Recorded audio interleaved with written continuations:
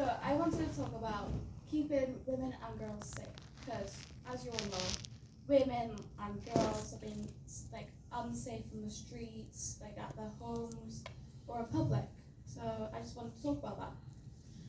So why should I choose to talk about this? Well, that sounded wrong. Well, I chose to talk about this as it's not widely recognised, and even if it is, it's not discussed enough. This gives us the impression that women's safety is not simply enough to be talked about, and if it is enough to be talked enough, then it's not important to be protected. So that is morally wrong. Everyone, regardless of gender, has the right to feel safe and to be safe. Put it there. Women and girls have often been faced with silence. Have been forced to be silenced after experiencing unsafe situations, whether at home or in public. So by speaking out, I hope to raise awareness and be the voice of those who are afraid to speak.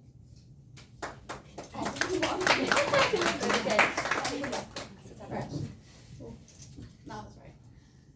So my female role model is Emma Watson, as she inspires other women like me to use her voice to fight for gender equality.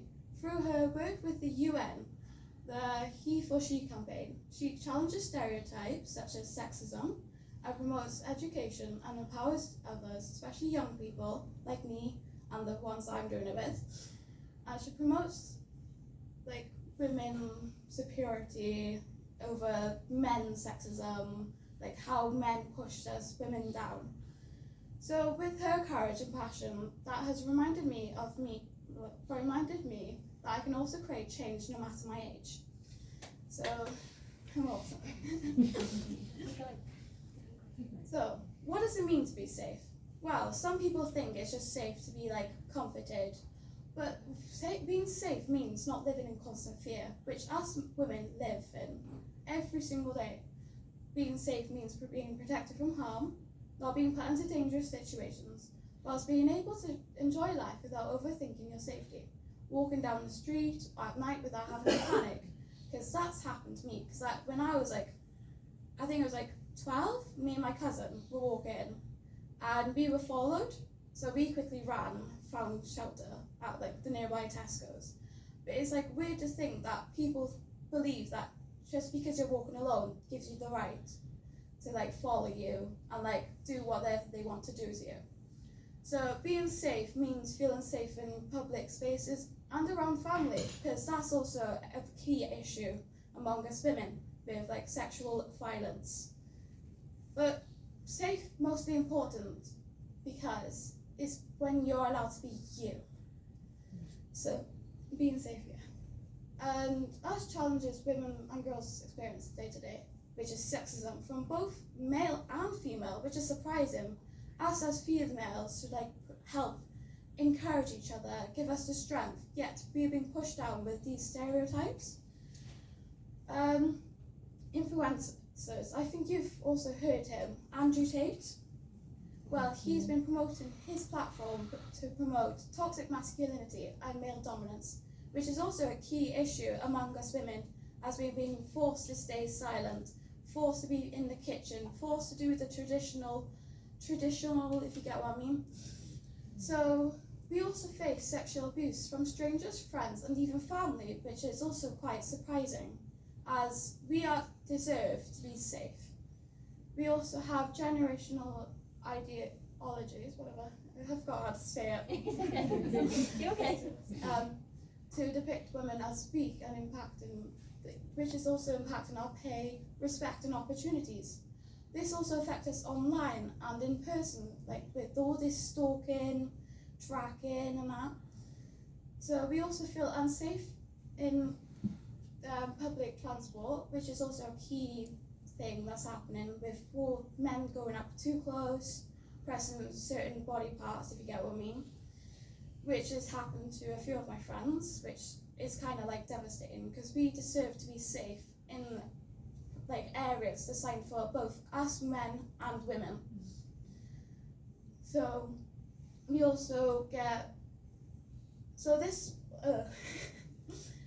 is Catherine, the first woman to run the Boston Marathon, and she faced verbal abuse from men, which is sexism as well, for simply taking a part. This photo symbolises how even when women break barriers, sexism still tries to hold them back. So we did a partnership with the Girls of Mexico, which Kaylee and I have said. So, and they've talked about their what they've experienced with strict gender roles. So we hope to aim for no more strict gender roles, safety in streets and neighbourhoods, to end toxic masculinity, which is still quite high no matter what decade it is now. We hope to have an equal chance in school and in life, which we also face a lot of challenges through that. So we want to have the confidence to speak up and not be pushed down, for our voice to be heard and not silenced. We also want respect for our clothes, because we get sexualized even in a bathing suit, which has been designed by men to be more appealing for the eye. There's even toddler swimming costumes that have been, I know this sounds weird, but they have been made into bikinis by the men. It's been proven that it's been men making these designs. But we also want respect for our bodies, period health and medical health. And we want respect for our identity, to be heard, to be listened. And we want real action against stalking, catcalling and sexist comments, because that is still a high issue for us women. So we also want a world where we're treated with dignity and respect, since we've always been pushed down over the years. No matter your age, what you look like, you've always been pushed down. So, stereotypes and their impact. Stereotypes tell girls that they should wear, what they should wear, how they should act, and what they're allowed to dream.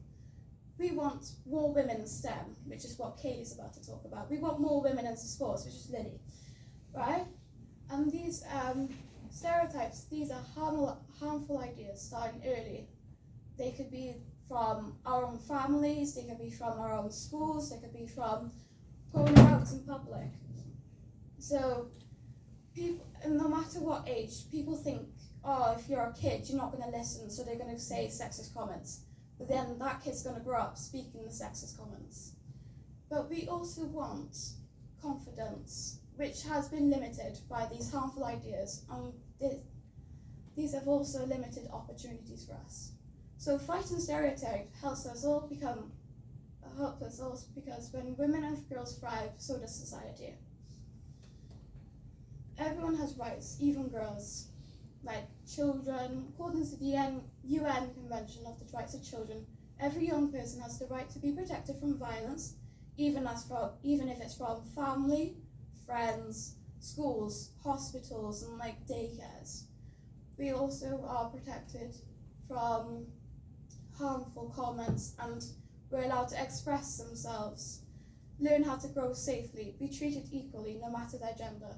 These rights are real, and they should be respected everywhere for everyone. So, why does safe spaces matter? Women and girls need the spaces where they can share their experiences, even if it's from day-to-day lives, I went to the shop, or down to this has happened to me and I want to talk about it. But we also need to support one another, because this is a key issue, since us women have been silenced down to the point that we can't even trust each other to support each other, because we're too encased and in our shells. But we also want to learn our rights, even as women. Men need to learn their rights too, so they know how to keep boundaries and respect our rights. We also want to learn to speak without fear, instead of having us silenced or pushed down, or have our words twisted against ourselves. But we also want safe spaces to find strength in community and to work together for a change, which doesn't have to be just women and girls. It could be men and boys helping us thrive as a community. And we also want safe spaces, as they aren't a luxury, because we need them, since this society has forced us to have our own safe spaces. Oh gosh, I'm so nervous.